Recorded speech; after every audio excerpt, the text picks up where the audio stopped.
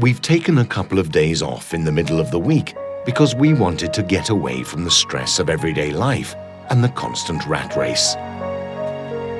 And so here we are going hiking, slowly, calmly, sightseeing and breathing in the air of freedom and peace. We chose these itineraries because they're not difficult. You don't need to be an athlete, and also because there are beautiful, peaceful places to visit.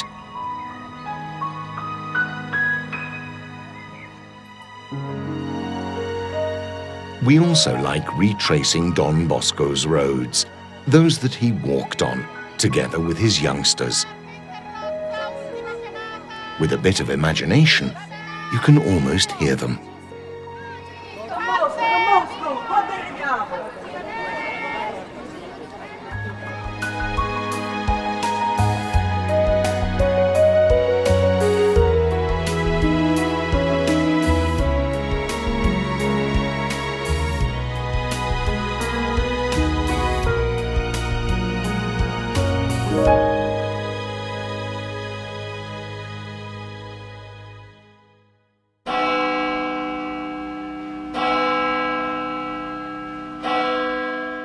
We started in Turin, at Valdocco to be precise, early this morning, when everything was still quiet.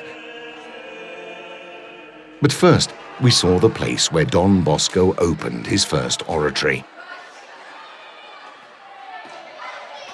Today, there is an enormous complex near the city centre, but then there was only a country farmstead on the very outskirts.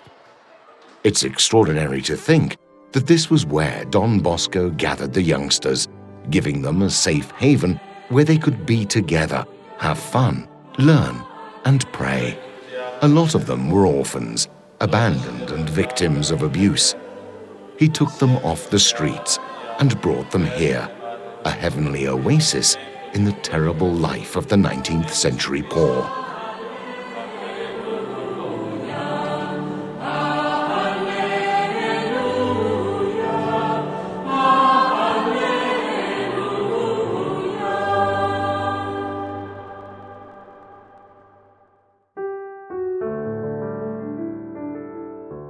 Don Bosco often accompanied groups of oratory youngsters on hikes, perhaps passing by Superga.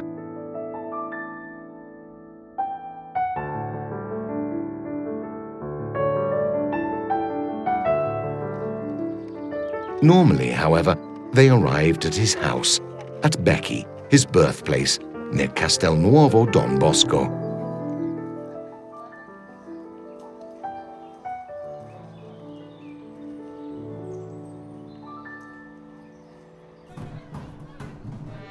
Ragazzi, questa sera si arriva ai beghi.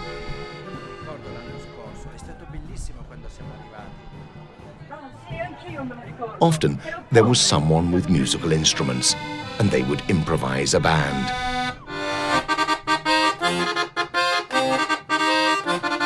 Every so often, the group stopped along the route at Friends of Don Bosco, and was welcomed, fed and watered with pleasure. Then, when they were sated, the youngsters would stage something, performing a type of street theatre, or perhaps some kind of acrobatic or magical act.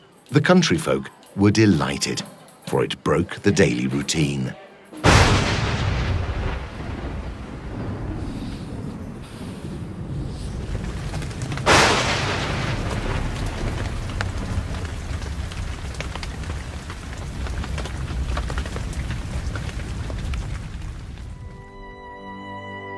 The sudden storm has stopped our walk.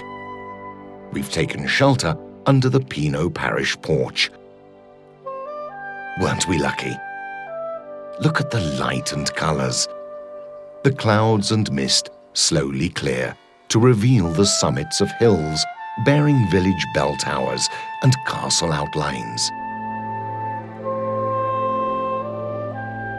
Everything fades into the distance.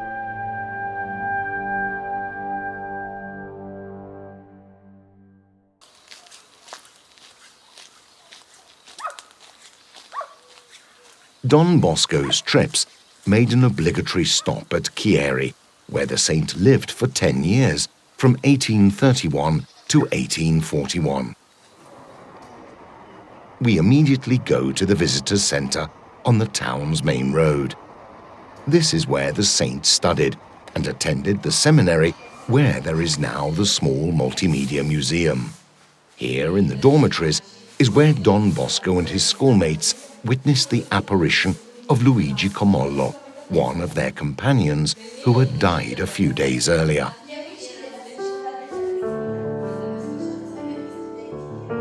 At Chieri, every road, every square and every church bears witness to some episode linked to the life of Don Bosco. An example is Piazza Cavour, where the saint gathered together the young of the Città dell'Allegria, while Piazza Mazzini was where Don Bosco lived for a while, and he worked as an apprentice carpenter in this medieval building.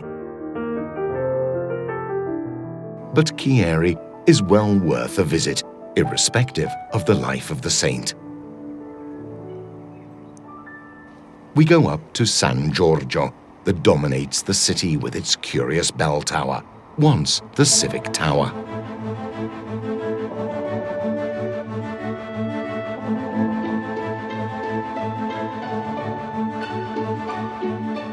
From the tiny, silent piazza in front of the church, we look over the roofs of the old town, of what was an important medieval city of powerful bankers and large weaving mills.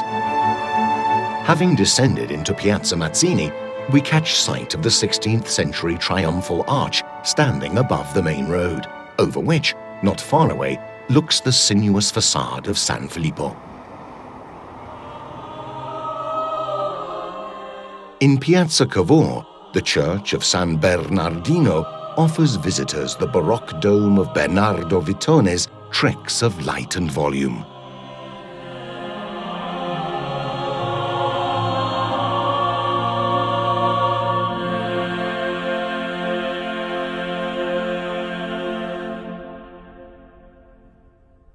The Middle Ages have left significant traces in Chieri, like the 14th century church dedicated to San Domenico. But it is the 15th century cathedral that attracts our attention, with its wide and not particularly high facade that does, however, show the Gothic upward leanings.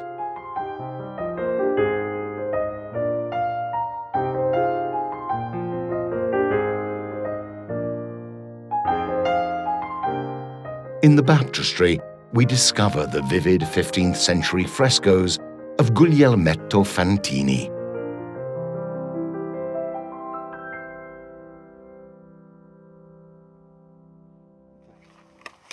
Having left Chieri, we continue our walk in Don Bosco's footsteps. We immerse ourselves in the intensively cultivated plain where, in the numerous farmsteads, they raise calves and produce quality milk and cheese. Today is hot, and we sweat walking on the scarcely shaded plain. Luckily, we soon find a drinking fountain that supplies us with fresh water. But looking around, we discover the statue commemorating San Domenico Savio, born in this small and modest house in the hamlet of San Giovanni at Riva presso Chieri. We have a good look at the map and stop to read the guidebook to learn some more. Vedi, qui è nato San Domenico Savio, ma tutta questa è una terra di santi perché... We discover that we are in the land of saints, so called because during the 19th century, many saints and beatified people were born in these parts. Following the guidebook, we cover the few kilometers of plain that separate us from the hills of Castelnuovo. Here we can visit the houses that, every day, witness the lives of men such as San Giuseppe Cafasso, patron saint of prisoners, or the beatified Giuseppe Alemanno, founder of the Consolata missionaries.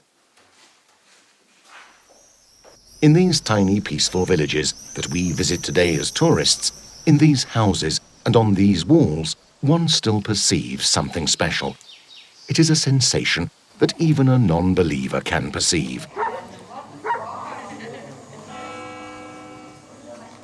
Visiting the saints' houses brings us to Morialdo, on the panoramic Pope's Road, from where, through the morning mist, we glimpse an imposing religious building.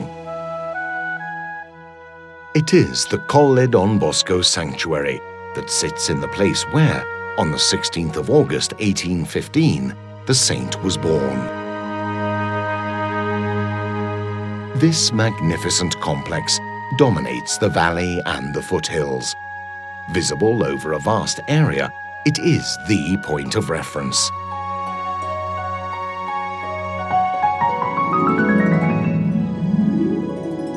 We descend into the Dream Meadow, the location of an important prophetic dream that indicated to the young Giovanni Bosco the road he should undertake. The dream occurred in this room, a few paces from the meadow, in the modest house with its simple, tiny rooms that testify to the absolute poverty of the peasantry of that time.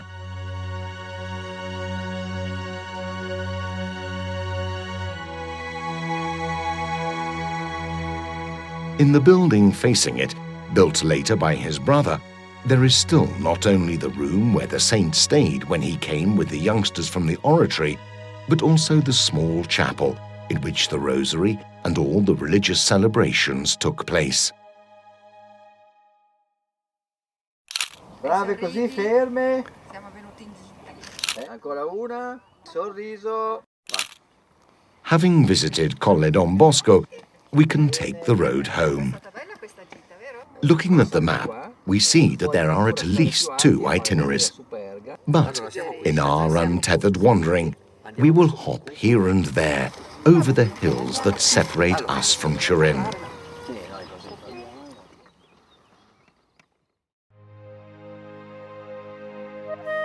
Following the roads and paths of these hills, one breathes an ancient air with the scent of tradition.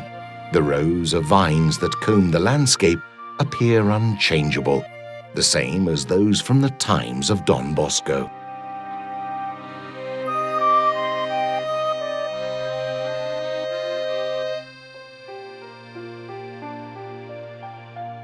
If then we make a small detour to Vezzolano Abbey, we discover a tiny jewel of Romanesque art set between peaceful sunny vineyards. Everything tells us of times we love but are no more, of peace and rhythms that in daily life we practice no longer.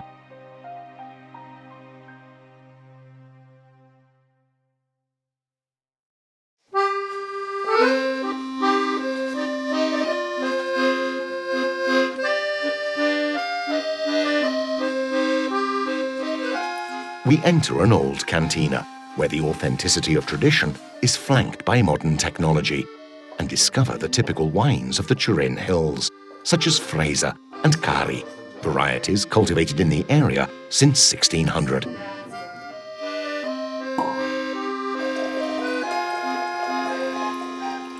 We stop to sip a few glasses of these exquisite nectars.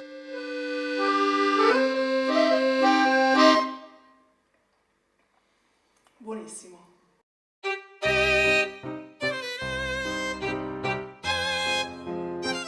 This is the land where quality agriculture thrives, knowing how to maintain the good things of the past and offer them again.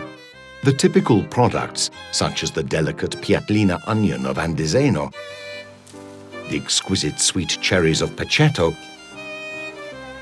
or the rubata breadsticks of Chieri, are tangible proof that local production, close to people and far from the GMO multinationals, can exist and prosper.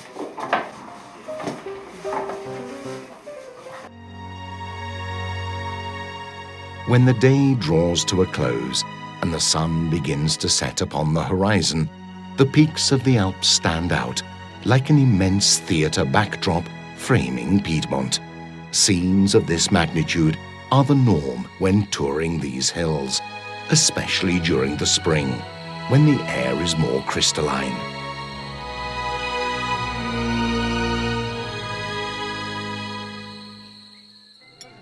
It is not difficult to find a trattoria, farm restaurant, or place of welcome, where it is possible to taste good cooking made with the flavors of local tradition or more modern tastes.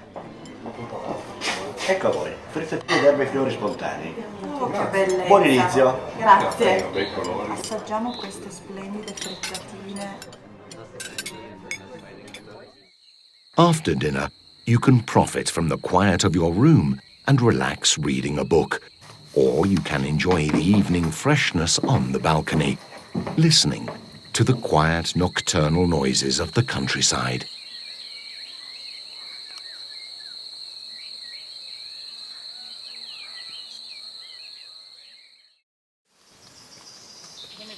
Exploring this land with the gentle rhythm of a walker allows enjoying thrilling glimpses, discovering radically changing landscapes at each turn of the road.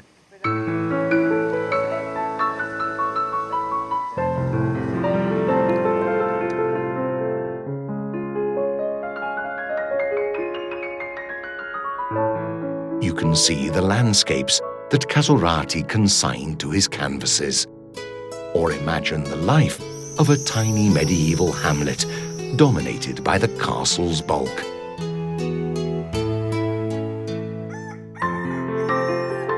You can walk between the fields and meet the country folk at work, or stop in front of the Moglia farmstead, unaltered by time, where a young Don Bosco worked as a stable boy.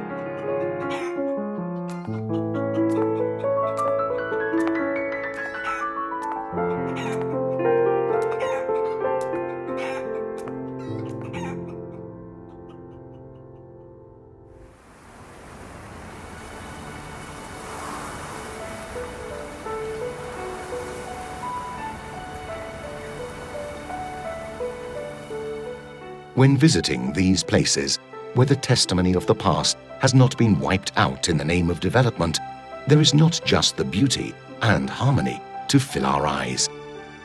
There blossoms the idea that generations of men have shaped the natural landscape with small, well-balanced deeds, creating a fragile and unrepeatable scenic heritage. It would be a mortal sin to destroy it.